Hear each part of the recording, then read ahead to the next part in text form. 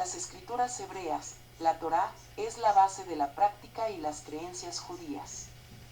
Pero los versículos a veces son muy sucintos y contienen significados ocultos.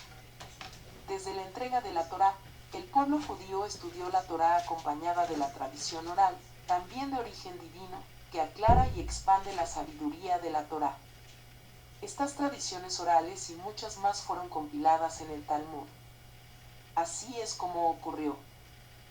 2. El Talmud está basado en la Misná. Después de la destrucción del segundo templo y el desmembramiento de la vida y la erudición judía, Rabbi Yehuda Hanasí editó el primer compendio de enseñanzas de la tradición oral conocido como la Misná, en el año 189 de la Era Común. La Misná está compuesta de breves enseñanzas sobre los diferentes aspectos de la ley judía. A pesar de registrar muchas leyes en la Misná, aún quedaron detalles que quedaron afuera que son llamados Baraitot. Los sabios los seguían transmitiendo y estudiando durante siglos estas enseñanzas en forma oral hasta que se decidió escribirlas también. Manuscrito de la Misná que data del siglo X o XI de la colección de David Kaufman. 3. Hay dos versiones del Talmud. El Talmud se escribió en dos centros de estudio, uno en la Galilea, al norte de Israel, y el otro en Babilonia. Si bien tenían diálogo, mensajes y cartas entre los sabios de los distintos Talmud, no eran iguales en las tradiciones ni tenían el mismo tipo de aprendizaje. A punto tal que el sabio babilónico Rab Seira ayunó 100 días para olvidarse la forma de estudio babilónico y ser merecedor de aprender el estilo del Talmud de la tierra de Israel. A medida que se desintegró la vida judía en la tierra de Israel, las enseñanzas de los sabios galileos se escribieron, aunque no fueron correctamente redactadas, en lo que hoy conocemos como el Talmud de Jerusalén, Talmud Jerusalem. Y varias generaciones después, a principios del siglo V finalmente se codificaron las enseñanzas del Talmud babilónico, Talmud Babli. Los dos Talmudes se pueden describir como el comentario a la Misná, pero en realidad son mucho más que eso, ya que si bien se analiza y aclara cada Misná, se agregan muchas otras cosas como parábolas, historias y costumbres. 4. El Talmud de Babilonia es el principal. El Talmud de Babilonia se completó más tarde y en un contexto más tranquilo, lo que permitió que esté mejor redactado y terminado. Además, los principales rabinos de la era post-talmúdica eran de la escuela babilónica. Por esto, el Talmud de Babilonia es el principal hoy en día. Del Talmud de Jerusalén hay muchos fragmentos que se han perdido, y lo que tenemos se basa en algunos pocos manuscritos que sobrevivieron. Por eso, cuando alguien menciona al Talmud, sin especificar cuál, casi seguro se está refiriendo al Talmud de Babilonia. Una copia del Talmud de Jerusalén encontrada en la Geniza del Cairo. 5. El Talmud tiene otros nombres, Gemara y Sas. La palabra Talmud significa estudio, muy relacionado con la palabra Talmid, estudiante. Los comentarios talmúdicos a la Misná son conocidos como la Gemara, la palabra aramea para culminación, ya que la misma nos da el contexto completo y la interpretación para entender la Misná. Desde la Edad Media, el nombre Gemara es el preferido para referirse al Talmud entre los judíos estudiosos. En parte para evitar llamar la atención de las autoridades cristianas que aborrecían el Talmud, al que veían como una amenaza a sus tradiciones. Sas es un acrónimo de Sisa Sedarim, los 6 órdenes. La expresión más comúnmente utilizada cuando uno estudia el Talmud es estudiando Gemara, pero cuando hablamos de todo el compendio en su totalidad decimos el Sas, ya que comprende los 6 tratados de la Misná. Un juego completo del Talmud de Babilonia. Foto de Wikimedia. 6. El Talmud está escrito en, al menos, 2 idiomas. La Misná fue escrita en hebreo. Los sabios del Talmud, por otro lado, hablaban y escribían en arameo, con los dialectos de la Tierra Santa y de Babilonia que difieren entre sí.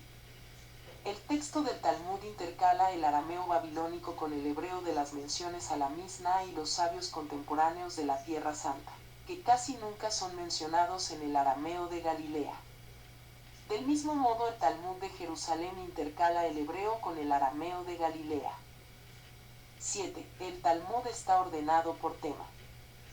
La misma está compuesta de 6 sedarim, órdenes, cada uno de los que cubre un área de la ley judía: agricultura, festividades, matrimonio y divorcio, jurisprudencia civil, los sacrificios del templo, pureza ritual.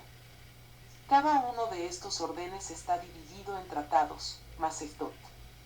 Un tratado tiene varios, perakim, capítulos, cada uno de los cuales tiene varias misnayot, párrafos. Ya que muchas de estas temáticas, como las leyes de la tierra o las del templo, ya no tienen aplicación práctica fuera de la tierra de Israel después de la destrucción del templo, se perdieron los comentarios del Talmud babilónico sobre muchos de estos tratados. 8. Hay dos tipos de rabinos en el Talmud. Un sabio de la época de la Misna es conocido como un Tana, mientras que un sabio de la época talmúdica es conocido como un Emorá. Siguiendo la tradición judía que una generación más cercana a la entrega de la Torá en el monte Sinaí tiene una mejor tradición y más sabiduría, la regla general es que un Emorá no puede discutir con las enseñanzas de un Tana. ¿Cómo se puede saber cuál es un Tana o un Emorá? Acá les doy un pequeño truco.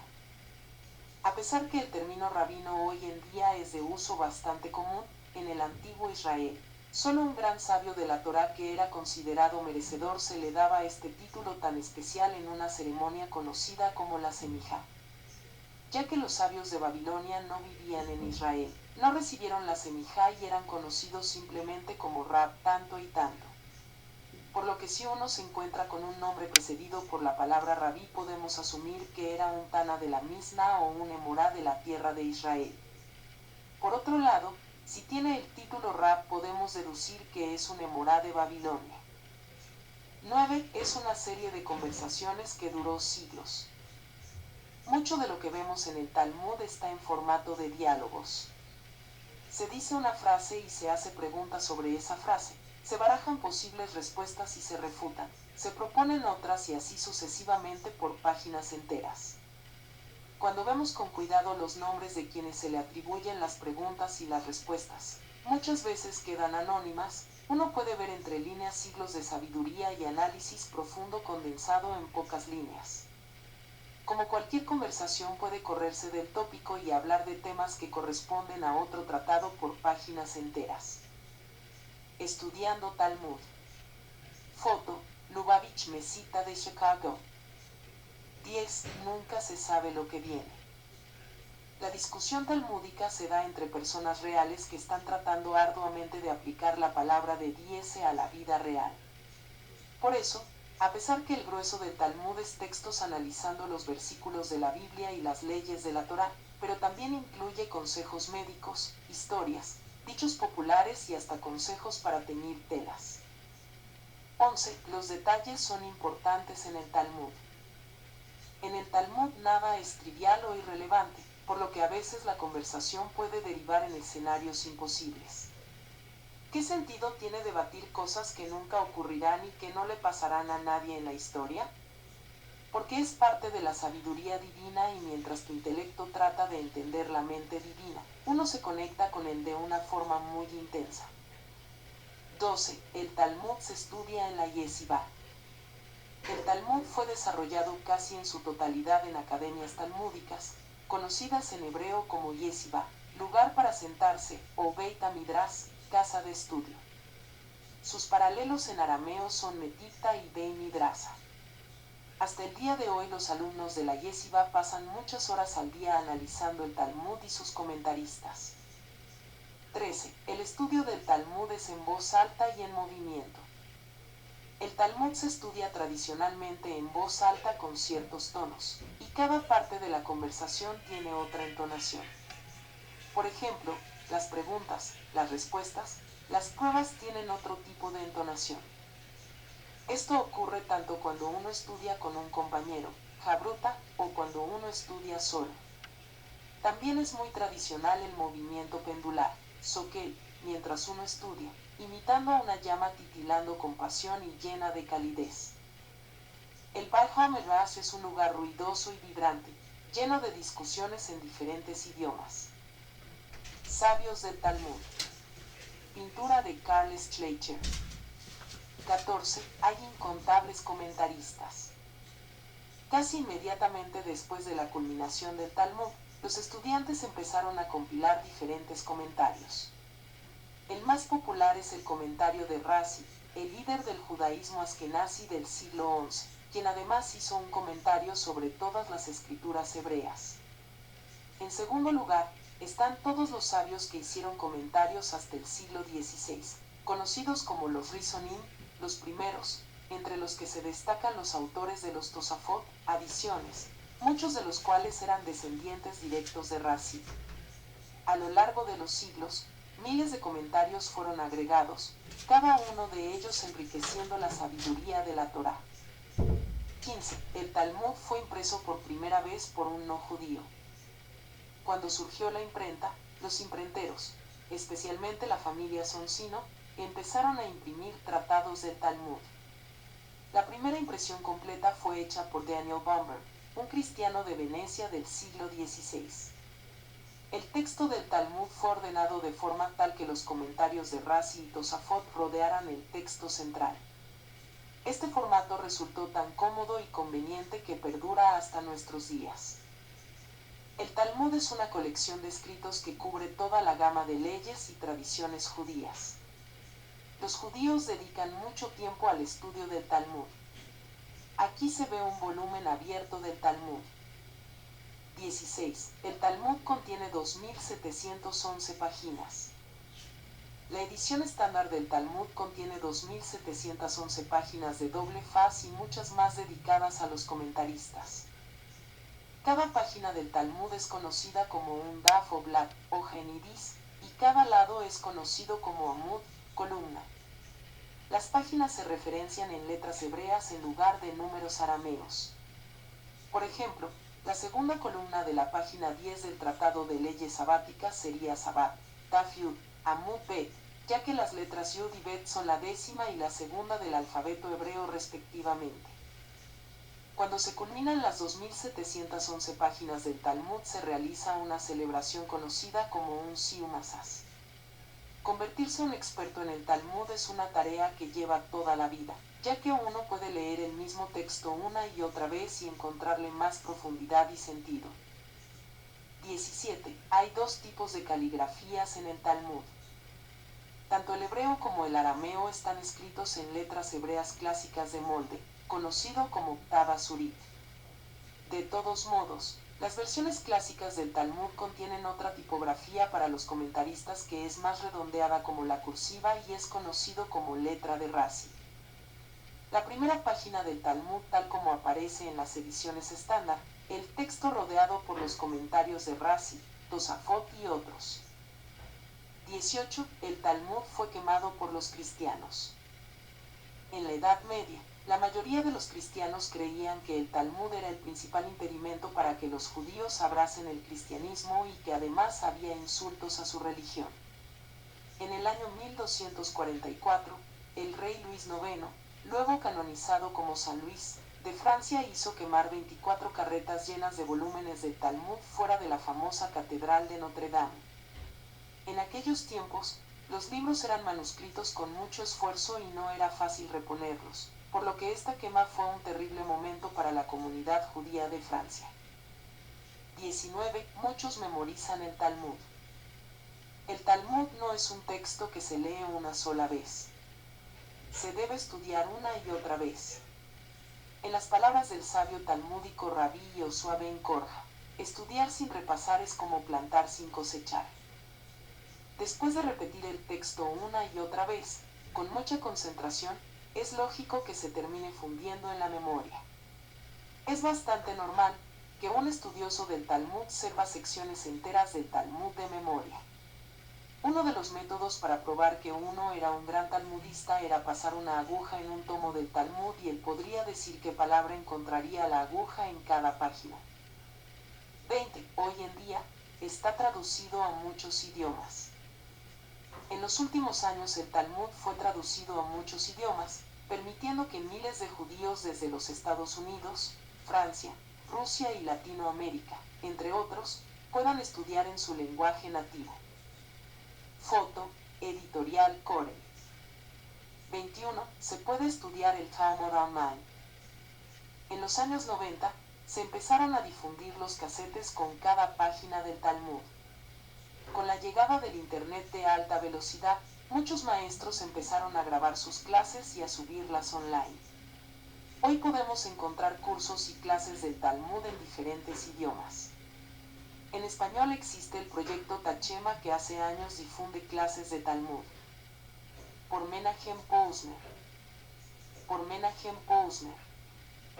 Más en esta sección. ¿De dónde surge la escritura de Rashi? ¿Cuán científica es la Torá? ¿Cuál es el enfoque judío sobre los apócrifos? ¿Qué es una yeshiva? ¿Por qué no leer Teijim y Mikra por la noche? Ver todo. También te puede interesar. 10 en el Talmud. 9 comentarios. Al fin y al cabo, ¿qué es un hasid? Los hasídicos son los que usan sobre todo negro y barba, afirmaba mi amigo con seguridad. 41 comentarios. ¿Está mal ser egoísta? Pirkei Avot 1:14. Un comentario. ¿Por qué el Talmud está en arameo?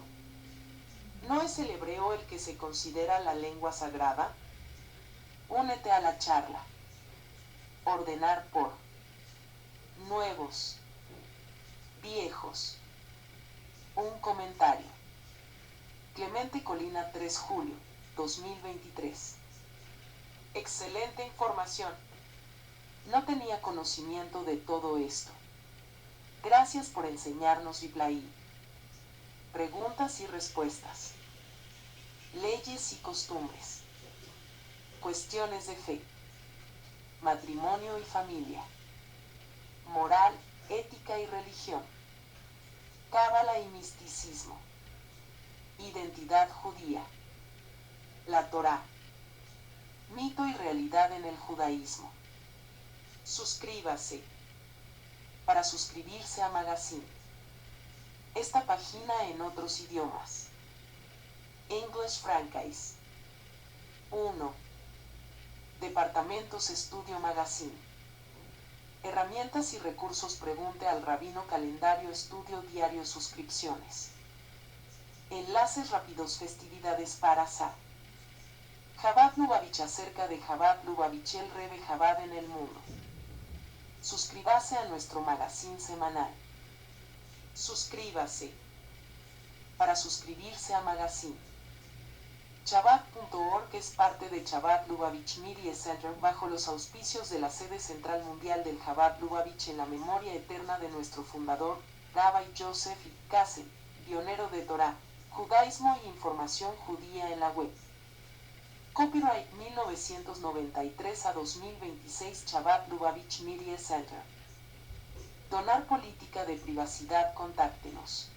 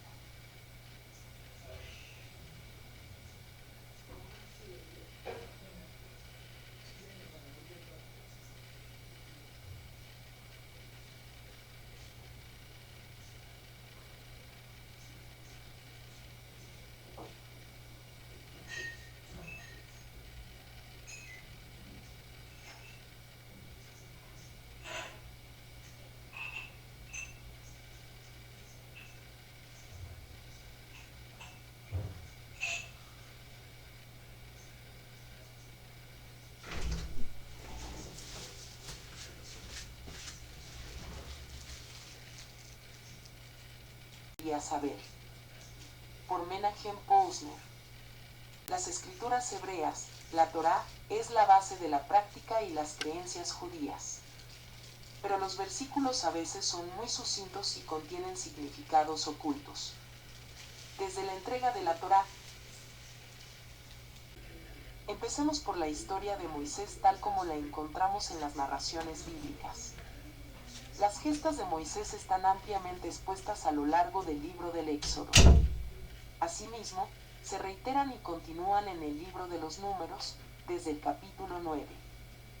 Y hay una nueva versión en el Deuteronomio, donde además se narra la muerte de Moisés, Deuteronomio 34, 1-12. En esos textos se intercalan capítulos normativos, tocantes a la organización social, el sacerdocio, el templo y el culto. En su formación histórica, los libros del Pentateuco, llamados de Moisés, y también conocidos como Torá, son resultado de una compleja evolución que integró varias tradiciones, hasta cristalizar en el texto canónico al cabo de siglos. Con el paso del tiempo, el sistema de la Torá se volvió imposible de cumplir, sobre todo después de la destrucción del Segundo Templo.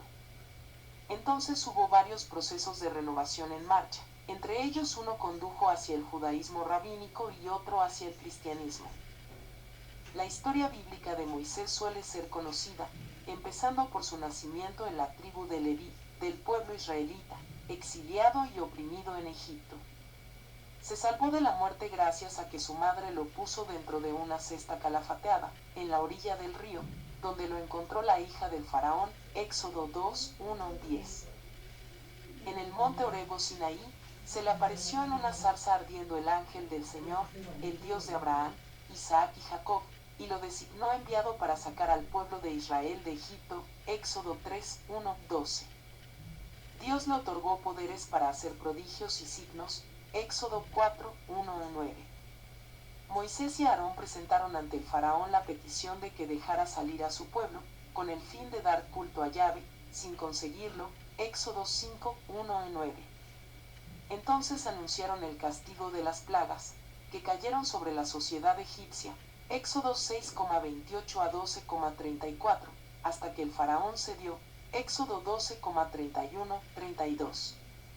Tras despojar a sus vecinos egipcios, los israelitas partieron, unos 600.000 hombres de a pie, sin contar los niños, Éxodo 12,37. Poco después, los egipcios salieron en persecución de Israel, Éxodo 14,5-14. Moisés y su pueblo atravesaron el Mar Rojo, y allí pereció ahogado el faraón con su ejército, Éxodo 14,15-31. Durante la larga marcha por el desierto, cabe destacar varios acontecimientos. Dios les dio leyes y mandatos, y los puso a prueba, Éxodo 15,25. Yahvé les hizo llegar, para comer, codornices y el maná, Éxodo 16:1-36.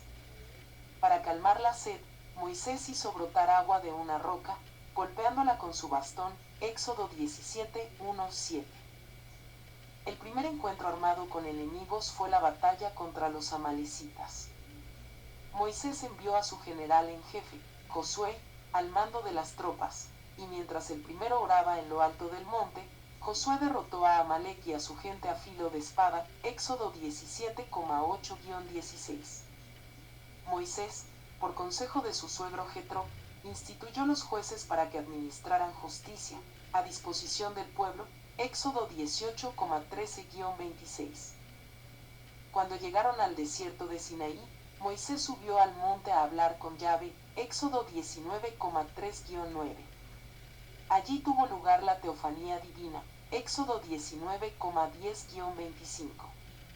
Y Dios pronunció las palabras del Decálogo, Éxodo 20:1-21. A continuación, se detalla el Código de la Alianza, con numerosas normas y disposiciones, seguramente muy posteriores, sobre asuntos civiles y sobre fiestas, sobre la construcción del santuario, los sacerdotes y el culto. Cuando acabó de hablar con Moisés en el monte Sinaí, le dio las tablas de la alianza, tablas de piedra, escritas por el dedo de Dios, Éxodo 31:18. En este punto se narra el episodio del becerro de oro, fabricado por Aarón, ante el que el pueblo se postró y ofreció sacrificios como a su Dios, en ausencia de Moisés, Éxodo 32, 1-14. Al bajar del monte, Moisés se encolerizó, arrojó y rompió las tablas de la ley, Éxodo 32,15-24. Entonces, no se hizo esperar el castigo, se desencadenó la violencia sagrada, motivada por la transgresión contra la verdad revelada, y se produjo una depuración drástica y despiadada del propio pueblo. Es lo que comprobamos en el episodio, poco recordado, que cuenta el castigo por el extravío del becerro de oro. Moisés, viendo que el pueblo estaba desmandado por culpa de Aarón, que lo había expuesto al ataque enemigo, se puso a la puerta del campamento y gritó: «A mí los de Yahvé». Y se le juntaron todos los hijos de Leví. Él les dijo: «Esto dice Yahvé, el Dios de Israel: ciña cada uno la espada al muslo, pasad y repasad el campamento de puerta en puerta matando, aunque sea al hermano, al compañero, al pariente, al vecino». Los levitas cumplieron las órdenes de Moisés, y aquel día cayeron unos 3,000 hombres del pueblo, Éxodo 32,25-28. Moisés intercedió por su pueblo y prosiguieron el camino como pueblo elegido, Éxodo 33,16-17.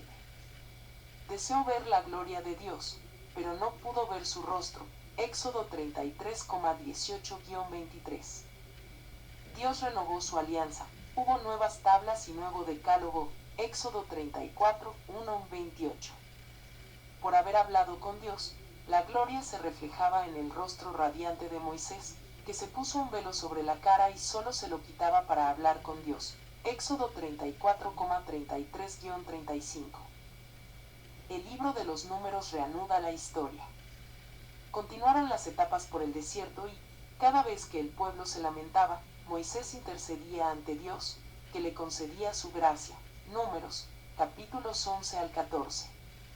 Acaeció la rebelión de Coré, Datán y Abirán, seguida del correspondiente castigo. Números 16, 1-35.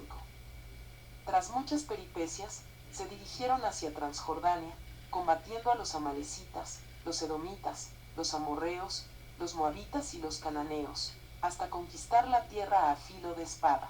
Se asentaron en sus ciudades y se repartieron su territorio. Números 21,21-35, capítulos 31-34. Por último, el Deuteronomio vuelve a contar, en una nueva elaboración, la historia de Moisés y el pueblo de Israel, en alianza con Dios. Presenta un nuevo cuerpo legal de mandatos y decretos religioso-políticos, presentados en forma de 3 grandes discursos de Moisés. Cuando aún no habían atravesado el río Jordán, Moisés encargó a Josué la misión: «Sé fuerte y valiente. Tú introducirás a este pueblo en la tierra que Yahvé prometió dar sus padres, y tú les repartirás la heredad». Deuteronomio 31:7. Pero Moisés solo vio la tierra prometida desde lejos, desde lo alto del monte Nebo, frente a Jericó. Y allí murió y lo enterraron en el valle de Moab. Deuteronomio 34:1-12.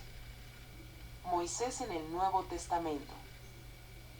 La figura de Moisés está muy presente por todo el Nuevo Testamento.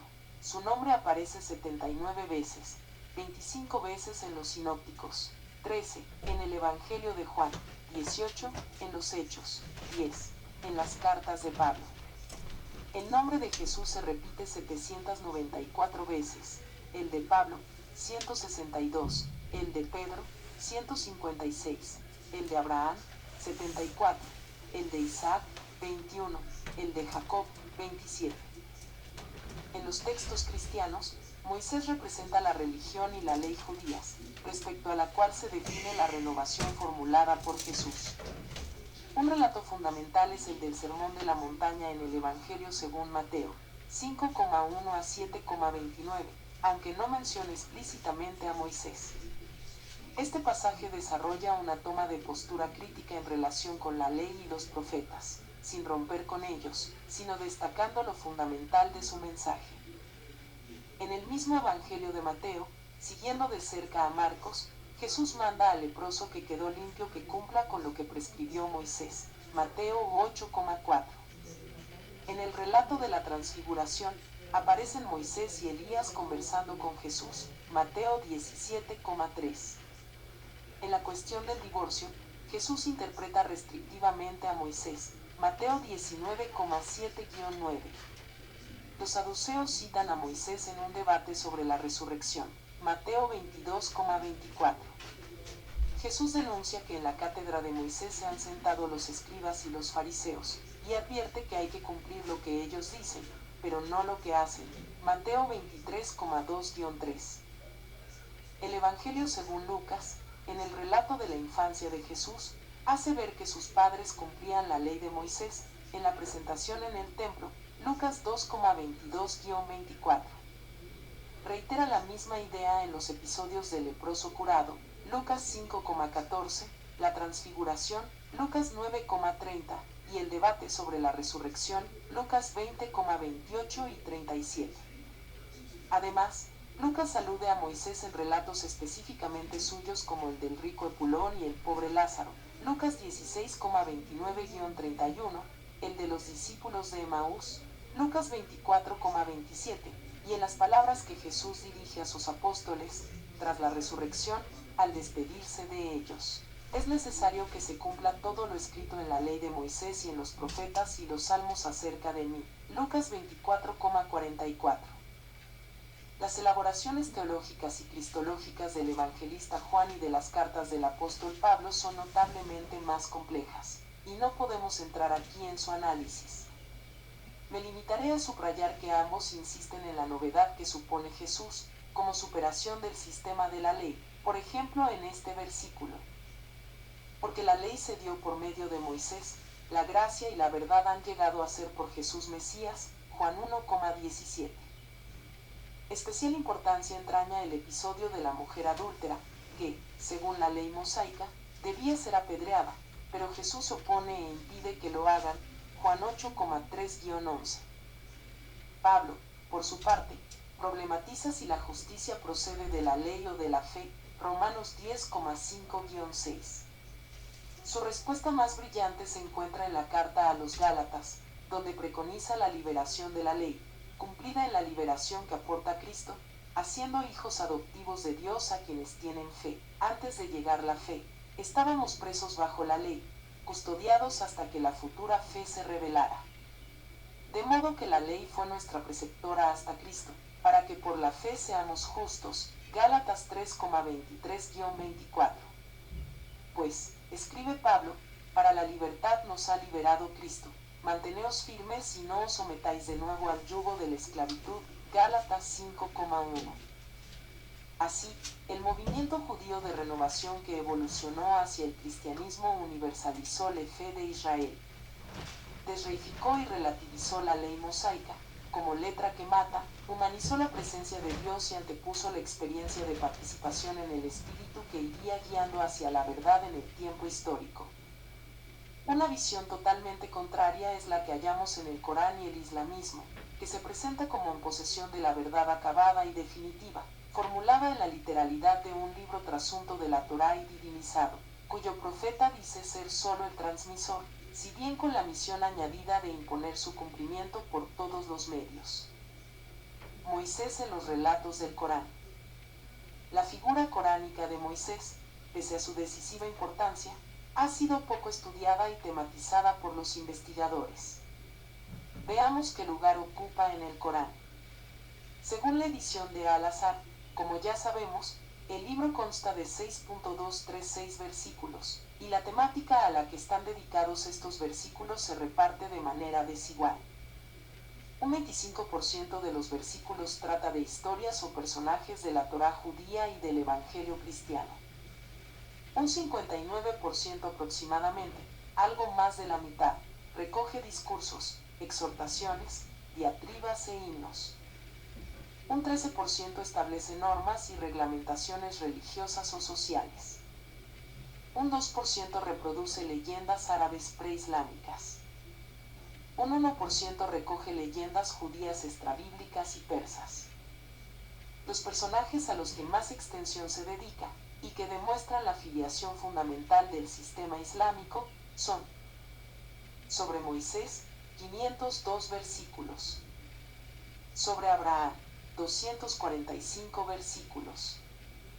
Sobre Noé, 131 versículos. Como se observa, a Moisés se le dedica el doble de versículos que a Abraham. El nombre de Moisés se menciona 137 veces, 113 menciones en 27 capítulos antegíricos, 24 menciones en 7 capítulos posegíricos, también el doble que el nombre de Abraham. Parece evidente que más que la religión de Abraham, el Islam es ante todo la religión de Moisés. En cuanto a la evolución de las referencias a Moisés, a partir del capítulo 87, el único posterior a la Égira donde tiene importancia, y hasta el capítulo 114, la figura de Moisés casi desaparece, solo 10 menciones sueltas. Esto muestra cómo se está llevando a cabo la sustitución de Moisés por el profeta sin nombre, identificado como Mahoma, cada vez más convertido en centro y único profeta en los capítulos finales. En el texto coránico, en los capítulos donde se narra con cierta extensión la historia de Moisés y el éxodo de Egipto, el relato aparece bastante resumido y remodelado. Lo encontramos por sextuplicado en estos pasajes. Capítulo 7. Desde 39 diagonal 7, 103 hasta 39 diagonal 7, 160.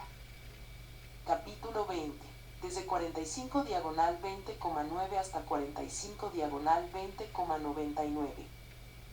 Capítulo 26. Desde 47 diagonal 26,10 hasta 47 diagonal 26,68.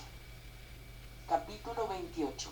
Desde 49 diagonal 28,2 hasta 49 diagonal 28,82.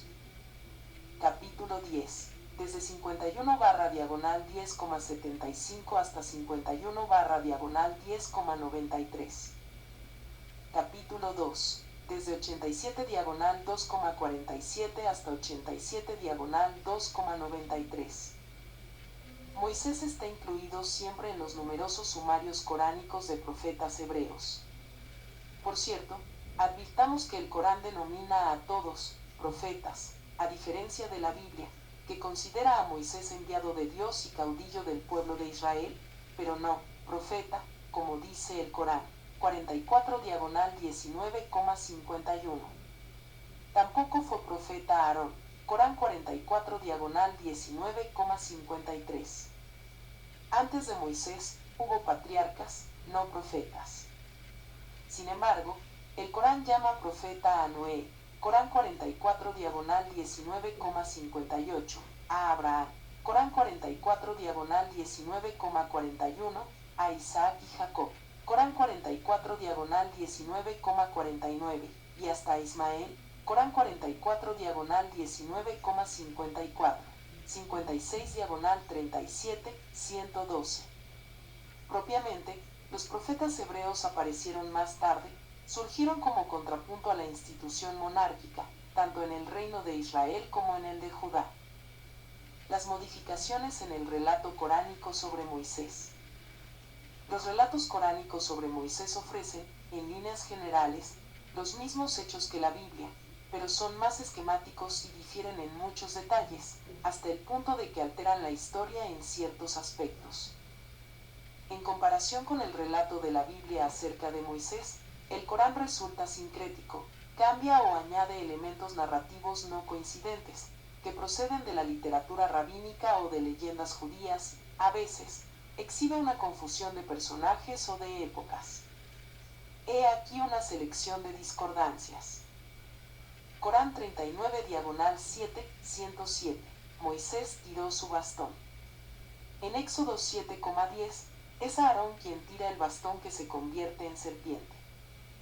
Corán 39 diagonal 7, 145, dice, le escribimos, en las tablas, una exhortación sobre todo y una explicación de todo, o sea, la Torá completa. En Éxodo 24,12, 31, 18, 32,15-16 se habla solo de 2 tablas de la ley. Corán 39 diagonal 7, 148, hicieron un becerro que mugía. Pero Éxodo 32,4-6 y Deuteronomio 9,16 hablan solo de un becerro de oro. Corán 45-20,57. Se acusa a Moisés de brujería. No en el relato bíblico, aunque sí en una leyenda judía. Corán 45-20,59. Convocatoria para el día de la gran fiesta del faraón. La Biblia no habla de ese día de fiesta, pero sí lo hace una leyenda judía. Corán 49-28,6. Sitúa a Amán junto al faraón. En la Biblia aparece en el libro de Esther, 1000 años después. Corán 49-28,12. El niño Moisés se negaba a mamar. El relato de Éxodo 2:1-9 no cuenta ese detalle, procedente de otra leyenda judía. Corán 49-28,15. Moisés mata a un hombre de otro clan judío. La Biblia dice que mató a un egipcio. Éxodo 2,11-15. Corán 49-28,38. Faraón manda construir una torre para llegar a Dios. No está en la Biblia. Quizá es una confusión con la Torre de Babel. Génesis 11:1-9. Corán 51-10,90-92. Finalmente el faraón cree en el Dios de Israel, y éste salva su cuerpo a fin de que sea un signo para sus sucesores. Esto responde a una leyenda judía. Pero la Biblia cuenta que el faraón murió ahogado junto con todo su ejército. Éxodo 14,26-28. Corán 69-18,60-82. Se relata la peripecia de Moisés con un mozo que lo instruye. No está en la Biblia y los especialistas no se ponen de acuerdo sobre su origen. Corán 87-2, 136 y 89-3,84. Se afirma que Dios no hace distinción entre los profetas. La tradición judía, sin embargo, considera a Moisés como el más grande, y el propio Corán 87-2,253 dice que favorece a algunos enviados más que a otros. Corán 92-4, 153. El pueblo del libro pidió a Moisés que les hiciera ver a Dios. En la Biblia es Moisés quien pide ver a Dios. Éxodo 33,18. También en Corán 39-7, 143. Corán 107-66,11. Habla de la conversión de la mujer del faraón, que carece de paralelo en la Biblia. Todas estas modificaciones en la manera de contar la historia no son, sin embargo, lo más relevante de la historia del Moisés coránico. Demuestran ante todo cuál era la tradición judaica, tanto oculta como popular, en el entorno cultural donde se compusieron diversos materiales que, tras sucesivas purgas, acabaron formando parte de la colección del Corán.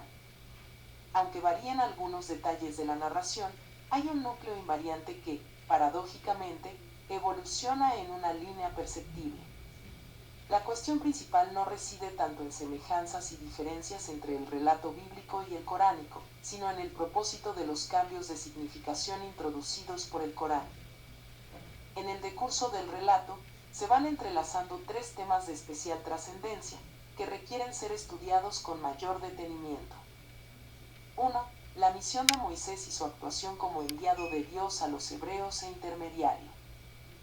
2. El pueblo de Israel, o de Moisés, y sus andanzas como pueblo elegido por Dios. 3. El libro de Moisés, la Torá, que no solo cuenta la historia, sino que contiene codificado el dispositivo legal que se fue decantando y seguía vigente en la vida de los judíos. Estos temas se evidencian como plenamente judíos, y su esquema coincide con el planteado por Mahoma en su predicación. Es también el que adoptaron los creyentes árabes que secundaron al profeta, todo conforme a la interpretación del mesianismo nazareno, razón por la cual comportaba además ciertos elementos cristianos heterodoxos. Y es, finalmente, lo que se haya recogido en las páginas del Corán, si bien en ellas se fueron sedimentando con el tiempo nuevas capas de escritura y significación. Pasemos ahora a analizar cada uno de esos tres temas, con la atención puesta en su evolución. La misión del profeta, el pueblo elegido y el libro revelado. La misión de Moisés y el nuevo profeta árabe. Moisés personifica un caudillo que, por orden divina, dirige a las tribus israelitas, se enfrenta al imperio egipcio y se libra de él, y organiza un esbozo de confederación o estado naciente, los jueces, bajo un régimen teocrático constituido por la ley y los mandatos de Dios, disciplinado con castigos ejemplares, lanzado a batallas contra otros pueblos, en orden a la conquista militar y la posesión de la tierra de promisión. No hace falta una gran imaginación para caer en la cuenta de que el comportamiento de Mahoma se identifica enteramente con esa figura de Moisés, presentado como enviado y profeta, que ejerce como revelador, pontífice, legislador, conductor político-militar del éxodo y visionario de la conquista. Dios dijo, Moisés, yo te he elegido entre los humanos, con mis envíos y mis palabras. Toma, pues, lo que te he dado, y sé de los agradecidos. Corán 39-7, 144, también, 45-20,13, 25-20,41. Pueblo mío, entrad en la tierra santa que Dios os ha prescrito, y no volváis la espalda. Entonces regresaréis como perdedores. Corán 112-5,21. Lo verdaderamente significativo del Corán está en el hecho de que lleva a cabo una apropiación de la historia de Moisés por parte de Mahoma y los árabes conversos, de modo que usa el discurso bíblico como modelo de identificación e instancia de legitimación para la práctica en curso, una práctica de consolidación del caudillaje de Mahoma sobre las tribus sarracenas, la agresión militar contra los imperios romano y persa, la conquista del territorio de Siria y Palestina, y el eventual exterminio de los enemigos. Está claro que el patrón profético que sigue Mahoma se aleja del pacifismo evangélico cristiano y también del profetismo hebreo del periodo monárquico, para remontarse al yavismo o judaísmo más arcaico, el de las leyendas tribales y las guerras santas. Ese patrón ignora que lo característico de los profetas radica en la crítica al poder, en cambio, se inspira en los episodios más beligerantes de la historia de Moisés. La legitimación de la venganza en nombre de Dios tiene como modelo el castigo contra quienes habían dado culto al becerro de oro, cuando Moisés masacró a 3.000 hombres de su propio pueblo. Éxodo 32,25-29. Esto se constituye en esquema de actuación típico, la depuración de los elementos internos que se resisten a la ideología del poder en ciernes. Llegaría a ser una práctica habitual de Mahoma, como podemos leer en la biografía y en los dichos del profeta árabe. En las referencias al pueblo israelita, el Corán destaca la tendencia a apartarse del verdadero Dios y a ser remiso para obedecer las órdenes de combatir que da Moisés. Dijeron, oh Moisés, nosotros no entraremos ahí nunca, mientras ellos estén ahí. Ve tú con tu Señor y combatid. Nosotros nos quedamos aquí. Dijo, Señor, no cuento más que conmigo y mi hermano. Distingue, pues, entre nosotros y ese pueblo perverso. Corán 112-5,24. Mahoma se atiene, por tanto, al paradigma de Moisés. Él también encuentra resistencia. El ataque a los territorios y pueblos hallados en el camino hacia la conquista de la tierra prometida se convierte en objeto de imitación. Tacha a esos pueblos de opresores, como se acusaba a los egipcios, o los inculpa de idólatras, como a los amalecitas, edomitas, amorreos, moabitas y cananeos, emplazándolos a la rendición o al exterminio. La meta final será la victoria y el reparto del botín en nombre de Dios. Todo ello justificado y santificado por la creencia en que uno es el portavoz de una revelación que presume estar en posesión de las claves y el código definitivo para ordenar la historia humana, aunque tal vez solo la precipite al colapso. Más acá de las inverosímiles escaramuzas, racias y epopeyas recopiladas en las biografías y los hadices de Mahoma, cuya historicidad concreta está en entredicho, son muy pocos los acontecimientos históricos del siglo VII de los que tenemos constancia. En primer lugar, sabemos que el emperador Heraclio organizó un gran contraataque frente a los persas, puesto en marcha en 622.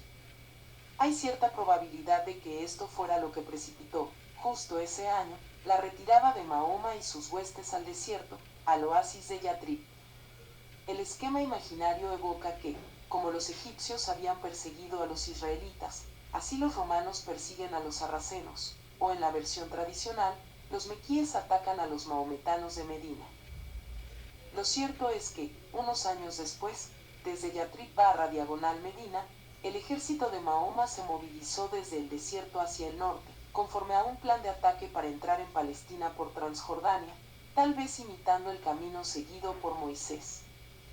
Pero, en esta ocasión, Mahoma y sus sarracenos fueron derrotados por la guarnición bizantina, en la batalla de Muta, en 629, CFR Corán 84 diagonal 30,2-4. Como desquite imaginario de esta derrota de Muta, la tradición musulmana inventó la victoriosa batalla de Tabuk, supuestamente capitaneada por Mahoma en 630, de la que fingen que hay alusiones en el Corán. 113 diagonal 9,29, 113 diagonal 9,42-49. Pero tal batalla jamás se libró, ni hay rastro de ella en ninguna fuente histórica. Con la misma inventiva, la tradición musulmana cuenta que Mahoma remitió sendas cartas a los emperadores de Constantinopla y de Ctesifonte, la capital sasánida, instándolos a convertirse al Islam, a lo que ellos se negaron.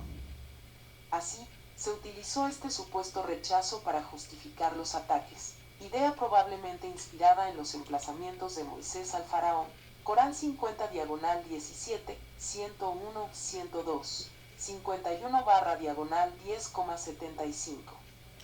La autenticidad histórica de tales cartas, sin embargo, carece de toda base. Por el contrario, sí está documentada la batalla de Gaza, en 634, en la que el ejército de Mahoma venció y asesinó al capitán general de Heraclio en la zona, dejando expedito el camino hacia Jerusalén. En paralelo con Moisés, Mahoma no alcanzó a ver Jerusalén conquistada, dado que su muerte acaeció el año 632 o, según otros, en 634, quizá en un primer ataque frustrado a la ciudad. Fue luego el general Omar, como nuevo Josué, quien tomó Jerusalén y llevó a cabo la conquista de la tierra prometida y mucho más.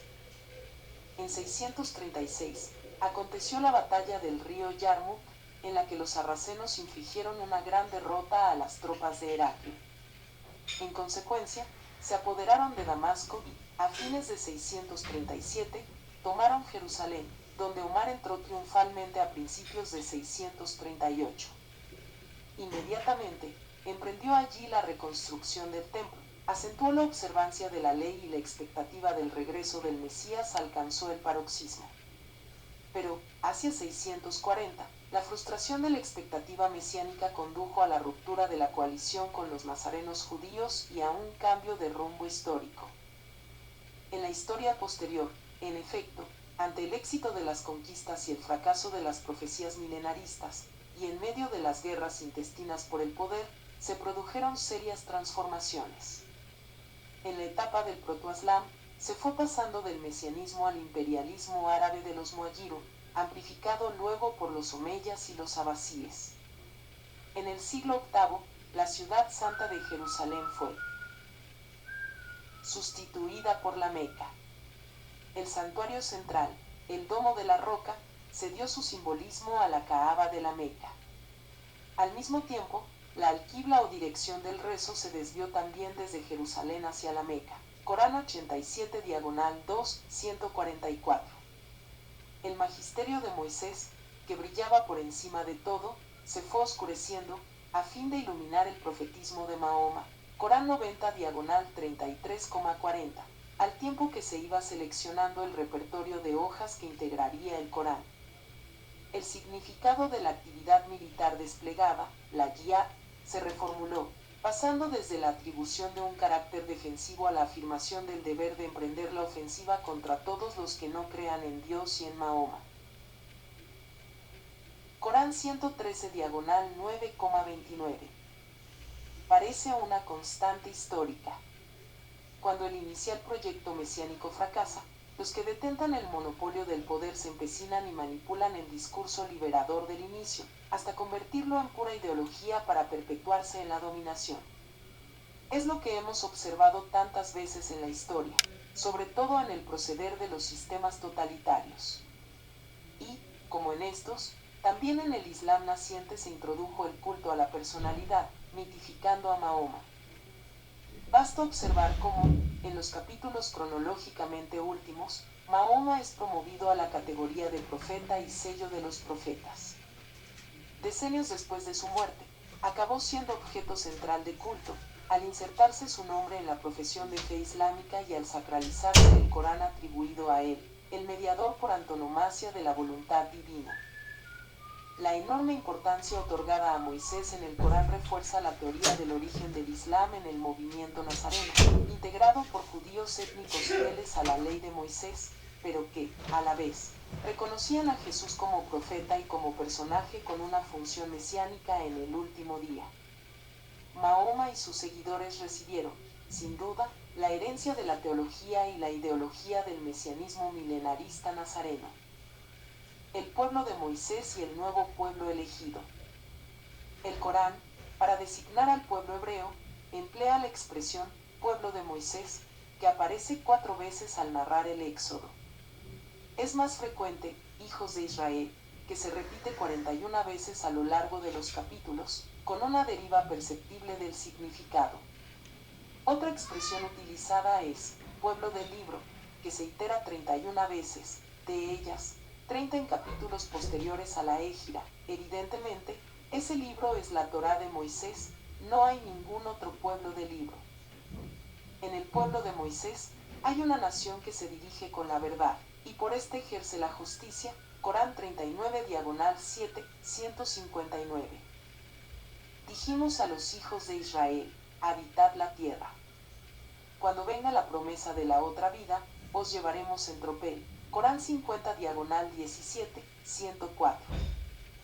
Dimos a los hijos de Israel el libro, la sabiduría y la profecía. Les hemos concedido cosas buenas y los hemos favorecido con respecto a todo el mundo. Corán 65/45,16. Hijos de Israel, recordad mi gracia con la que os agracié y que os he favorecido con respecto a todo el mundo. Corán 87/2,47. La elección del pueblo de Israel está nítidamente expuesta en el Corán, en la medida en que recopila pasajes de la Biblia hebrea, narra la saga de los profetas desde Noé a Abraham, Isaac y Jacob, y da un protagonismo de primer orden a Moisés. Corán 38/38,47, 89/3,33. Sin embargo, precisamente la referencia a la historia de Moisés, que refiere sus desencuentros con el pueblo, en el pasado, le sirve el Corán para ir descalificando al pueblo judío en el presente. Por ejemplo, cuando acusa a los que ya poseían la revelación, los judíos, de no creer en la predicación de Mahoma, inculpándolos incluso del maltrato que algunos de sus antepasados habían dado a los profetas. Cuando se les dice, creed en lo que Dios ha hecho descender, dicen, creemos en lo que descendió sobre nosotros. No creen en lo que vino después, que es la verdad, que confirma lo que ya tienen. Di, entonces, ¿por qué matasteis antes a los profetas de Dios? Corán 87/2,91. Pueblo del libro, ¿por qué no creéis en los signos de Dios? Corán 89/3,98. Hicimos un pacto con los hijos de Israel y les mandamos enviados. Cada vez que un enviado vino a ellos con algo que no deseaban, a unos los desmintieron y a otros los mataron. Corán 112/5,70. Los hijos de Israel que no creyeron fueron maldecidos por boca de David y de Jesús, hijo de María, porque desobedecieron y transgredieron. Corán 112/5,78. El procedimiento retórico del Corán estriba en reforzar la culpa del pueblo de Israel remontándola hacia atrás, por haber idolatrado al becerro y por haber desobedecido a Moisés en tiempos del Éxodo, con el objetivo de que las acusaciones de desobediencia, rebeldía o alejamiento de Dios acaben recayendo con más peso sobre los judíos contemporáneos de Mahoma, para así justificar su descalificación. Corán 87 diagonal 2,92-93. El relato bíblico, pese a su severidad, propende a realzar cómo Dios perdona las transgresiones de su pueblo arrepentido, de modo que renueva su alianza y revalida su elección. Por el contrario, la reelaboración coránica, aunque en principio coincide con la Biblia, Corán 39 diagonal 7, 153, luego toma pie en las transgresiones para sostener que Dios los reprueba sin remisión, por desmentir sus signos. Corán 42 diagonal 25,36, 103 diagonal 22,44. Se va abriendo paso la idea de que Dios puede despojarlos de su estatus de pueblo elegido, y puede traspasarlo a otro pueblo. Si volvéis la espalda, yo ya os he hecho llegar aquello con lo que he sido enviado. Mi Señor hará que os suceda otro pueblo distinto de vosotros, y no podréis hacerle ningún daño. Corán 52 diagonal 11,57. Esos son a quienes dimos el libro, la sabiduría y la profecía. Si no creen en ello, se lo confiamos a otro pueblo que sí cree. Corán 55 diagonal 6,89. Más adelante, ese mismo tipo de amenaza se le plantea al pueblo creyente que sigue a Mahoma. Corán 95 diagonal 47,38, 113 diagonal 9,39. Pero esto no tendría ningún sentido, salvo que se entienda que se ha producido el relevo y que, en ese momento, es ya el pueblo de los creyentes árabes el que ostenta la elección.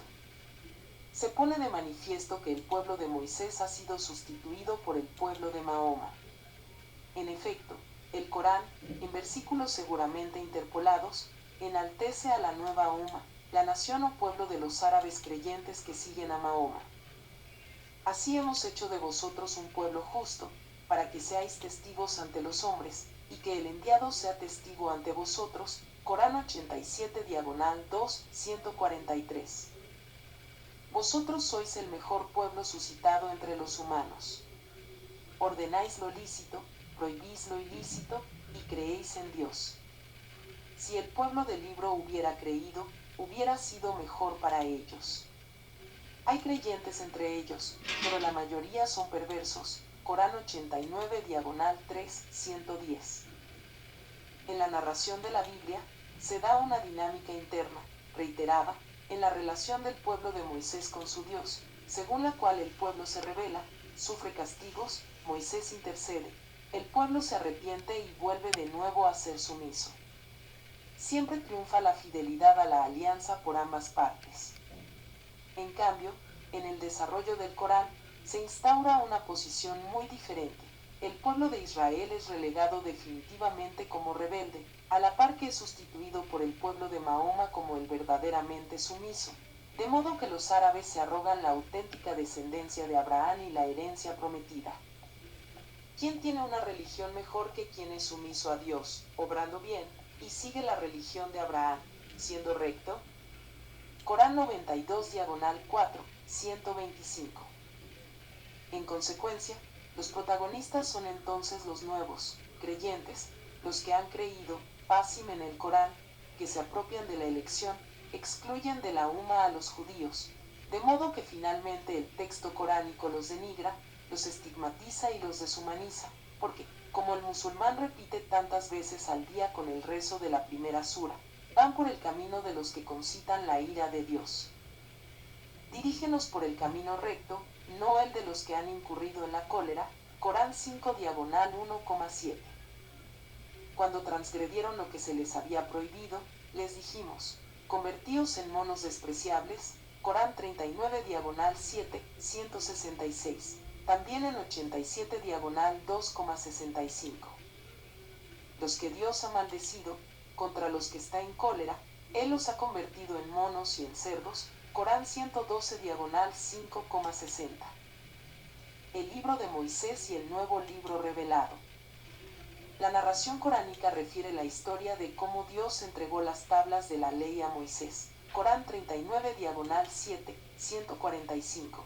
39 diagonal 7, 154. Pero en lo que más insiste es en que Dios reveló a Moisés el libro, o sea, la Biblia hebrea, al menos el Pentateuco. El vocablo libro aparece 259 veces, 139 en capítulos anteegíricos, 120 en los posegíricos. ¿Pero a qué libro se refiere? El término Corán lo encontramos 70 veces, 61 antes de la égira, 9 después. ¿Pero a qué se llama Corán? Y el término Torá, que en principio no se presta a equívocos, incide 18 veces, todas menos una en suras posteriores a la égira. ¿Qué significa todo esto?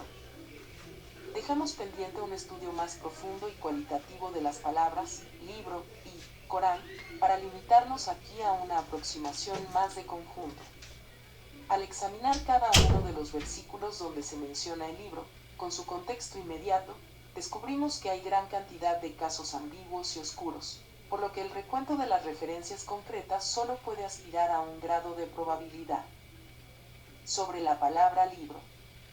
Si dejamos aparte los casos en que se refiere a un significado común, o designa el libro donde se anotan los actos buenos y malos de cada uno, o alude a libros de otros enviados, nos quedan 3 o 4 veces en las que se trata del Evangelio, y una mayoría, en torno a 190, que se refieren al libro de Moisés, la Biblia hebrea, y alrededor de unas 30 veces en las que parece referirse al Corán de Mahoma. Pero, respecto a esto último, ¿cómo puede el Corán mencionarse a sí mismo como libro, cuando aún no existía como libro y sus capítulos aún estaban en trance de revelación? Quizás solo se explique mediante una ulterior intervención masiva en el texto. Sobre el término Corán. Siguiendo la tradición musulmana, se suele creer que designa el libro que históricamente se ha llamado así, el libro sagrado del islamismo, que en 6 ocasiones es calificado como Corán árabe, Corán 45 diagonal 20, 113, 53 diagonal 12,2, 59 diagonal 39,28, 61 barra diagonal 41, 3, 62 diagonal 42,7, 63 diagonal 43,3. Pero ni siquiera esto es evidente. No es descartable que ese Corán no fuera sino el leccionario que contenía una traducción árabe del libro de Moisés y era utilizado por la comunidad de Mahoma en sus reuniones de culto. Tal es la tesis defendida por Gabriel Terry, 1955 a 1964, por Joseph Bertuel, 1981 a 1984, Edward Marilla Yes 2005 y otros.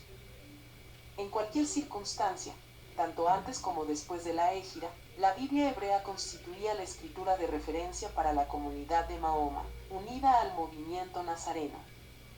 De ella se habla con reverencia, exhortando a recordarla y seguir sus mandamientos. No es otro que el libro de Moisés, que poseen los judíos y que, en un momento dado, había sido vertido al árabe por Baraka y Naufal. Pues dimos a Moisés el libro como culminación por el bien que había hecho, explicación de todo, dirección y misericordia. Este es un libro que hemos hecho descender, bendito. Seguidlo, pues, y temed. Corán 55 diagonal 6, 154, 155. Dimos a Moisés la dirección y dimos en herencia el libro a los hijos de Israel. Corán 60 diagonal 40,53. Más aún, cuando el Corán alude al Corán, repite una y otra vez que lo que en él ha descendido, o ha sido revelado, no es más que una confirmación, una exposición en lengua árabe, de lo que se había revelado, con anterioridad, sobre todo a Moisés. Lo que te hemos revelado del libro es la verdad, confirmando lo que estaba antes de él. Corán 43 diagonal 35,31. Este Corán no podría ser inventado fuera de Dios. Pero es una confirmación de lo que estaba antes de él, y una exposición del libro, no hay ninguna duda. Corán 51 barra diagonal 10,37. No es un relato inventado, sino una confirmación de lo que había antes de él. Corán 53 diagonal 12, 111. También, 55 diagonal 6,92. Antes de él, el libro de Moisés era guía y misericordia.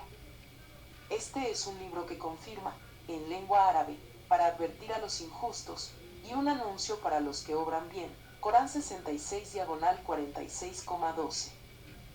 A los hijos de Israel, gride lo que he hecho descender, confirmando lo que estaba con vosotros. Corán 87 diagonal 2,41. La misma idea en 87 diagonal 2,89, 91, 97, 101. Ha hecho descender sobre ti el libro con la verdad, confirmando lo que está antes de él. Y ha hecho descender la Torá y el Evangelio, antes, como dirección para los humanos. Corán 89 diagonal 3,3-4. Así, conforme a numerosos pasajes del Corán, resulta indiscutible que la religión de la sumisión a Dios es la de la Biblia, la del pueblo de Israel, la revelada a los patriarcas, a los profetas, a Moisés y a Jesús. No es otro el Islam, sumisión, del que se habla en Corán 89 diagonal 3,84, salvo que se dé un sesgo anacrónico a la traducción. Sin embargo, aunque el propio Corán reconoce abiertamente que el pueblo israelita había recibido el libro, la sabiduría y la profecía, hay versículos que empiezan a plantear una especie de ataque, primero a la gente del libro y después al libro mismo. Argumentan que muchos no creen en lo revelado. Corán 55 diagonal 6,89. En otro versículo, que, según los especialistas, es una interpolación de la época de Medina, se insiste en la acusación, diciendo que los judíos entienden a su antojo el libro de Moisés, y que ocultan una gran parte. Di, ¿quién hizo descender el libro con el que vino Moisés como luz y dirección para los humanos? Lo registráis en hojas, de las que mostráis lo que queréis, y ocultáis mucho, mientras se os enseñó lo que no sabíais, ni vosotros ni vuestros padres. Di, es Dios. Luego, déjalo seguir en sus divagaciones. Corán 55 diagonal 6,91, considerado posegírico. A pesar de todo, durante un tiempo, parece que se trató de evitar la ruptura, quizá con la esperanza de atraer a los judíos para la propia causa. No discutáis con el pueblo del libro sino con buenos modales, salvo con los que hayan sido injustos. Decid, hemos creído en lo que ha descendido sobre nosotros y en lo que ha descendido sobre vosotros. Nuestro Dios y vuestro Dios son uno solo. Y es a Él a quien somos sumisos. Corán 85 diagonal 29,46.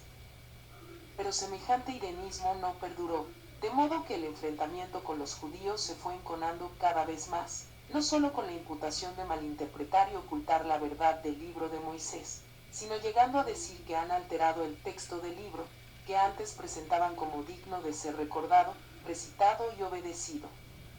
Esta acusación va en un fuerte crescendo a partir de los capítulos 87 y 89, posteriores a la Égira.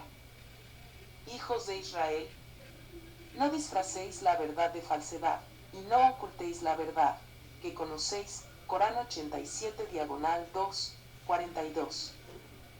Pretendéis entonces que os crean, aunque un grupo de ellos escuchaba las palabras de Dios y luego las desplazaba, después de que Él se las razonó, a sabiendas. Corán 87 diagonal 2,75. Hay de aquellos que escriben el libro con sus propias manos y luego dicen, esto es de parte de Dios, a fin de venderlo a bajo precio. Hay de ellos por lo que sus manos han escrito, y hay de ellos por lo que realizan. Corán 87 diagonal 2,79. ¿Creéis, entonces, en parte del libro, y no creéis en otra parte? Corán 87 diagonal 2,85. Pero algunos de ellos ocultan la verdad a sabiendas. Corán 87 diagonal 2, 146. Quienes ocultan lo que hemos hecho descender como pruebas y dirección, después de que lo manifestamos a los humanos en el libro, esos incurren en la maldición de Dios y de los humanos. Corán 87 diagonal 2, 159. Quienes ocultan lo que Dios ha hecho descender del libro y lo venden por un bajo precio, esos solo ingerirán fuego en su vientre. Corán 87 diagonal 2, 174. Pueblo del libro, ¿por qué disfrazáis la verdad de falsedad y ocultáis la verdad que conocéis?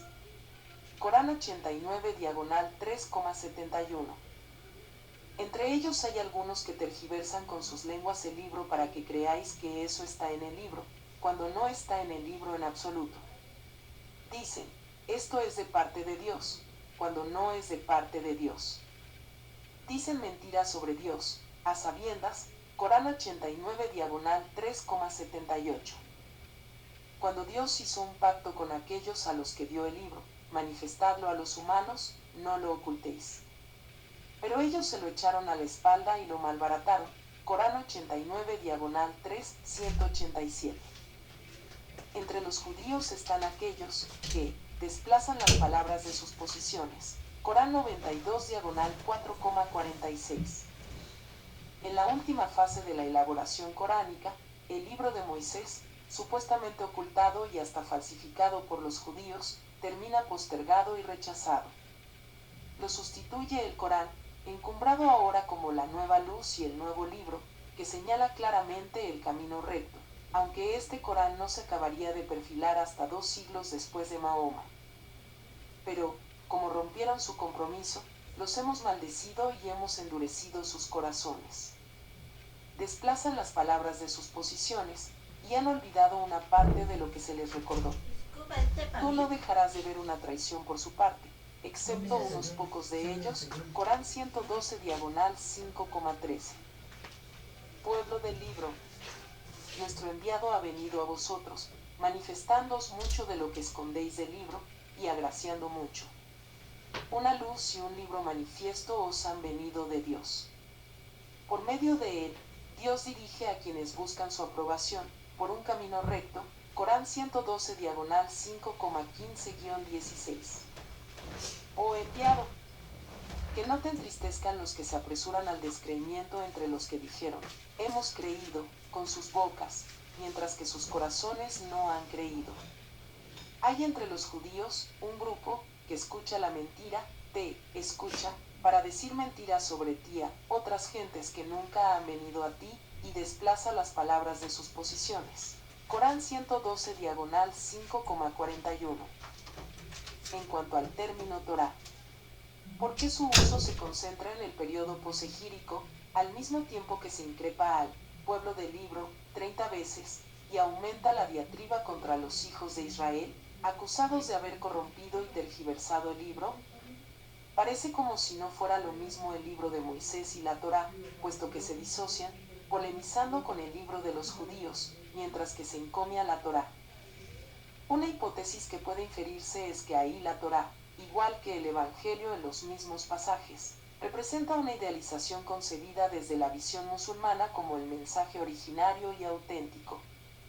De este modo, se lleva a cabo la apropiación de la Torá, igual que del Evangelio, y mediante ello se consigue prestigiar el Corán, equiparándolo a la categoría de las revelaciones precedentes, según se da a entender en un versículo de la penúltima sura que habla de la verdad contenida en la Torá, en el Evangelio y en el Corán, 113 diagonal 9, 111, un versículo que, a la vez, está urgiendo a entregarse al combate a muerte en la Yihad. Por último, el Corán es exaltado por encima de todos, mediante el procedimiento de achacar a los otros libros haber sido falsificados por judíos y cristianos respectivamente. También sobre este tema de la Torá sería necesario un estudio más a fondo. La superposición de capas semánticas y cambios en el texto. Cuando los investigadores reconstruyen la historia de la composición del Corán, descubren muchos cambios acumulados a lo largo del tiempo, como capas que se fueron sedimentando.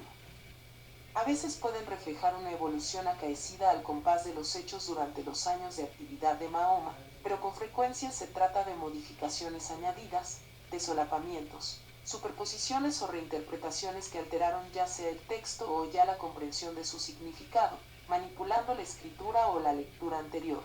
Todo ello facilitado por la falta de especificación del contexto real. Solo en líneas muy generales y para aspectos particulares, resulta significativa la sucesión en el tiempo, que grosso modo se correspondería con el orden cronológico de los capítulos del Corán. A veces, bastan unas pinceladas sobre el lienzo para cambiar el color de la escena descrita o la fisonomía del personaje. Una frase o una palabra hábilmente insertada es suficiente para cambiar el sentido del texto.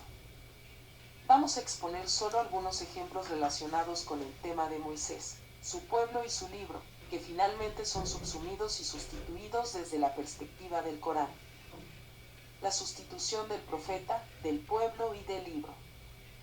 Como ya hemos analizado, en estos tres temas interrelacionados, la misión de Moisés, la elección del pueblo israelita y la revelación del libro, se produce en el Corán una sucesión de modificaciones textuales y hermenéuticas.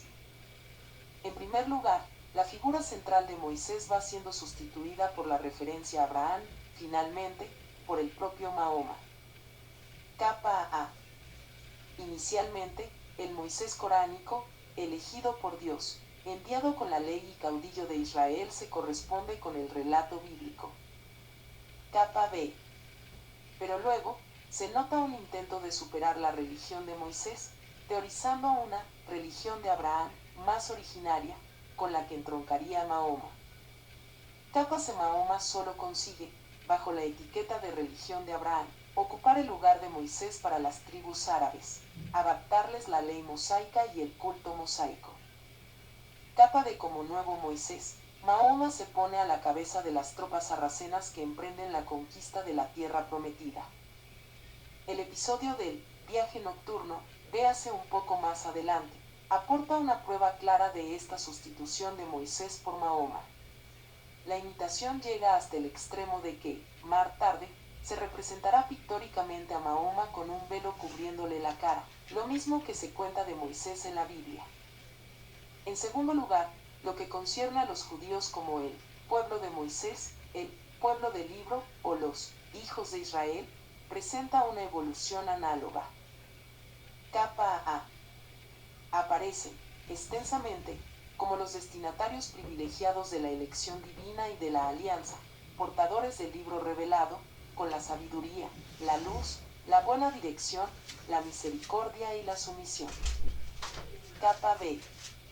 Las historias de sus profetas y, en grado eminente, Moisés y Jesús, son los paradigmas de lo que Dios ha hecho descender, pero se los mira desde una visión mahomética, al tiempo que se inserta a Ismael en el relato. K.C. Luego, se acusa a los judíos de no creer en Dios y de desmentir y matar a sus profetas. K.D. finalmente, el pueblo hebreo es reemplazado por un nuevo pueblo de creyentes, que no son otros que los seguidores de Mahoma. En tercer lugar, respecto al libro de Moisés, la Torá, comprobamos que el Corán va elaborando posiciones más complejas, que nunca se aclaran del todo y que podemos esquematizar así. K.A. Lo que Dios ha revelado a Moisés contiene la verdad y es la guía para la comunidad de Mahoma. K.B. Lo que se revela al profeta árabe no es sino una confirmación de lo que había descendido antes sobre Moisés. K.C. Empieza a haber disonancias con la interpretación de Biblia de los judíos, hasta llegar a acusarlos de inventar partes del libro y de haberlo falsificado. K.D. al final, se postula el abandono de la Biblia, para sustituirla por el Corán árabe, en ruptura definitiva con los judíos y los cristianos. A través de estas alteraciones semánticas, el último Corán rechaza al pueblo elegido hebreo, arrogándose la elección, y a fortiori estigmatiza a todos los demás pueblos tachándolos de asociadores o ateos. La consecuencia es que consagra el modelo islámico de exclusión, división basada en la fe, predisposición al odio, no solo de los enemigos realmente existentes, sino de los constituidos como tales por el propio discurso tendente a imponer el dominio absoluto de la religión de Alá. Corán 88 diagonal 8,39. Los creyentes en ese modelo, que contempla y justifica la expropiación de los derechos inherentes al otro, así como la apropiación de sus bienes y personas, encuentran en la teología teocrática, más que monoteísta, del Corán la coartada perfecta para lanzarse sin escrúpulos al sometimiento por la fuerza y la dominación, y estos terminan constituyendo un fin en sí mismo. El cambio de la al-Qibla en el rezo. La Qibla o dirección a donde mirar cuando se reza se adoptó, muy probablemente, de los nazarenos que, como los judíos, en Reyes 8,44, Daniel 6,11, rezaban orientándose hacia la ciudad santa de Jerusalén. Pero hay versículos donde se afirma que el rostro de Dios se halla presente por todas partes, de modo que se podría rezar en cualquier dirección. De Dios es el oriente y el occidente. A donde quiera que os volváis, ahí está el rostro de Dios. Corán 87 diagonal 2, 115, igual 87 diagonal 2, 142 y 87 diagonal 2, 177. No obstante, según el Corán, al principio, Mahoma rezaba en dirección a Jerusalén y solo posteriormente decidió volverse hacia el santuario prohibido o sagrado, supuestamente el de la Meca, dado que no se menciona el nombre de la ciudad. Vuelve, pues, tu rostro hacia el lado del santuario prohibido. Donde quiera que estéis, volved vuestros rostros hacia ese lado. Corán 87 diagonal 2, 144. Lo mismo en 87 diagonal 2, 149 y 87 diagonal 2, 150. La interpretación de este cambio es que el versículo 87 diagonal 2, 115 fue abrogado por el 87 diagonal 2, 144. Georgian Getzel demuestra en sus investigaciones que los versículos 87 diagonal 2, 143 y 145, así como 111 diagonal 48,24, que nombra la Meca, no están en los manuscritos más antiguos, sino que fueron añadidos durante el califato abasí. Gibson, Quranic Geography, 2011, 435 a 436. Por consiguiente, se han ido superponiendo hasta 3 capas, para al final dar vigencia solo a la última, la que manda a orientar la alquila hacia la Kaaba de la Meca, y acabó de imponerse de manera general a mediados del siglo VIII. La invención del viaje nocturno de Mahoma. En este caso, un relato original de la subida de Moisés al monte Sinaí está sobrescrito con el viaje nocturno de Mahoma al santuario lejano de Jerusalén y su subida al cielo para hablar con Dios y recibir el Corán. Literalmente, Mahoma ocupa el lugar de Moisés. La sura 17 se titula El viaje nocturno, referido a Mahoma. El primer versículo cuenta que, una noche del año 622, el profeta viajó desde el santuario prohibido hasta el santuario lejano, supuestamente desde la Meca hasta Jerusalén. Exaltado sea el que hizo viajar a su siervo, de noche, desde el santuario prohibido al santuario lejano, cuyos alrededores hemos bendecido, a fin de hacerle ver algunos de nuestros signos. Él es el que todo lo oye, el que todo lo ve. Corán 50 diagonal 17,1. Si se elimina lo que no sería sino un añadido posterior, del santuario prohibido al santuario lejano, cuyos alrededores bendijimos, a fin de hacerle ver algunos de nuestros signos, Él es el que todo lo oye, el que todo lo ve, el texto queda diáfano y enlaza a la perfección con el versículo siguiente. Gloria a aquel que hizo viajar una noche a su siervo. Dimos a Moisés el libro, del que hicimos una dirección para los hijos de Israel. Corán 50 diagonal 17, 1-2. De modo que el siervo, mencionado en el primer versículo, no es otro que Moisés, de quien el relato bíblico cuenta que subió al monte Sinaí para recibir la ley. Si hubiera sido un relato sobre Mahoma, de tanta importancia, es muy extraño que, entre las numerosas inscripciones existentes en el Domo de la Roca, allí en el monte del templo, lugar privilegiado donde el profeta árabe habría aterrizado y desde donde habría subido al cielo, no se encuentra ninguna alusión a ese viaje nocturno. Esto prueba que la leyenda de ese viaje simplemente no existía a finales del siglo VII, cuando se edificó el domo, por lo que tampoco podía estar en el Corán. Y así se comprueba en los manuscritos más antiguos. La apropiación del profetismo bíblico por parte del Corán.